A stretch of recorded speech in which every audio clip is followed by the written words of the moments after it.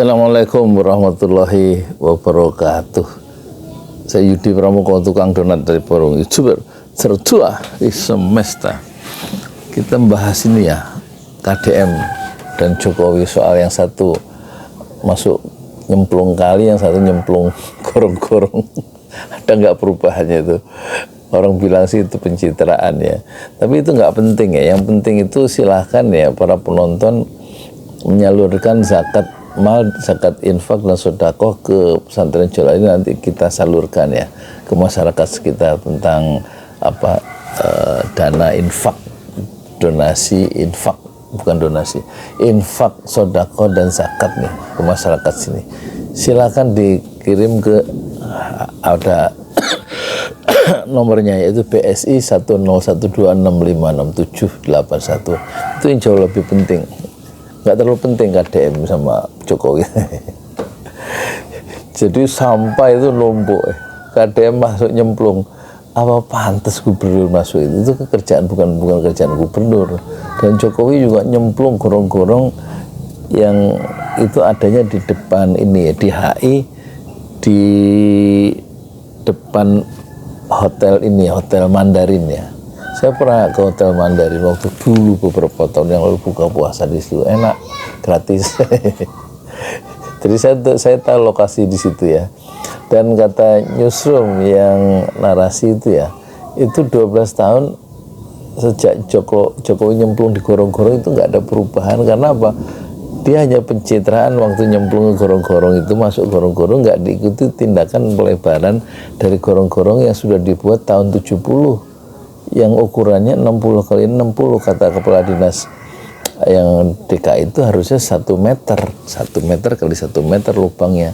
Dan memang kelihatan nggak ada rencana induk ya, nggak ada rencana induk yang terpadu, sehingga apa ya, nggak ada visi besar untuk menyelesaikan banjir di Jakarta, sehingga gorong-gorong itu tidak diselesaikan, tidak dilebarkan, tidak, ya nggak tahu caranya. Yang penting pokoknya itu kesannya jadi pencitraan. Sekarang KDM nyemplung ke kali terus memutin sampah yang begitu banyak.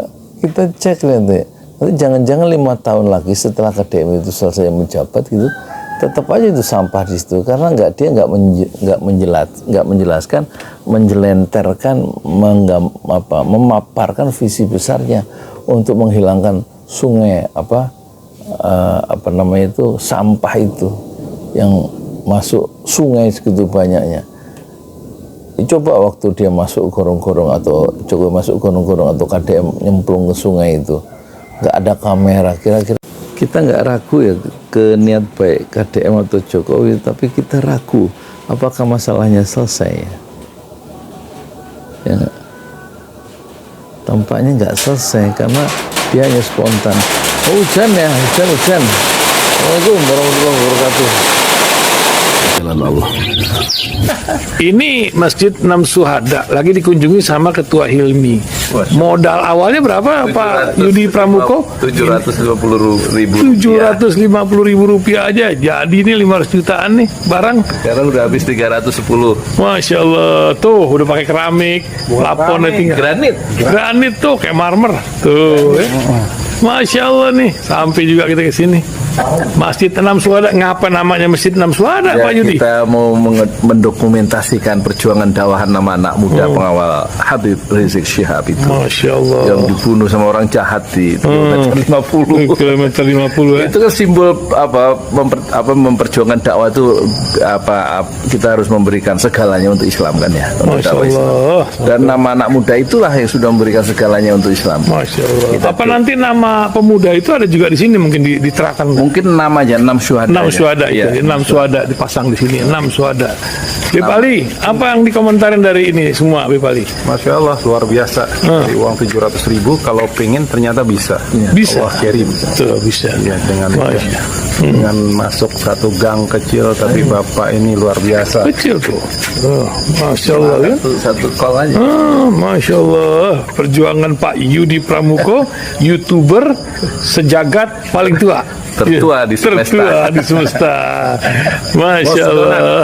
Tukang donat. Tukang donat. Tukang donat dari Paru. Ini saya laporkan dari lapangan ini, langsung dari Masjid Anam Syuhada. Masya Allah. Dan ini dia. Dalam lihat ah. Tuh lihat tuh masjidnya, tuh imamnya situ tuh. Malam-malam lagi kita. Masya Allah. Masih kurang nih. Atapnya katanya transfer aja.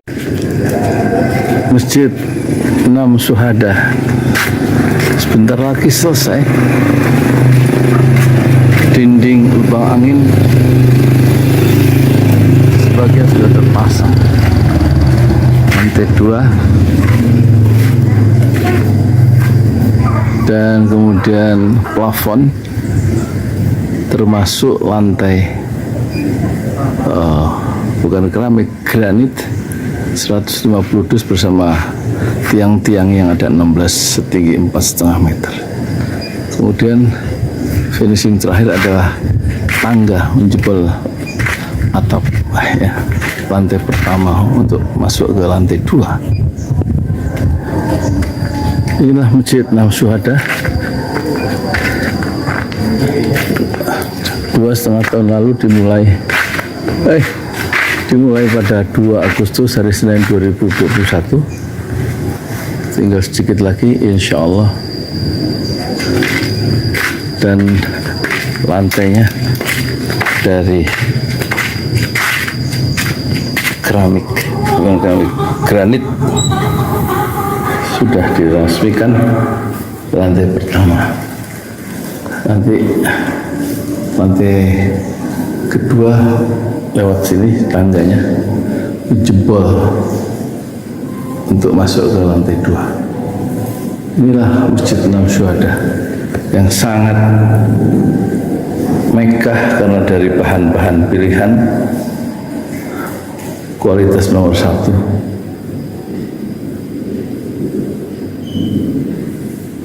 Tinggal sekitar 80 juta lagi finishing lantai atas selesai insya Allah.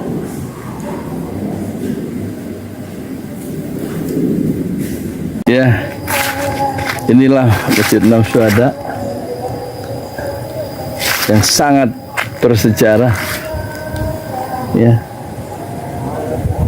dalam sejarah dakwah Indonesia modern, insya Allah, karena ini dibangun dalam konteks kezaliman rejim penguasa yang sudah membunuh 6 santri dari front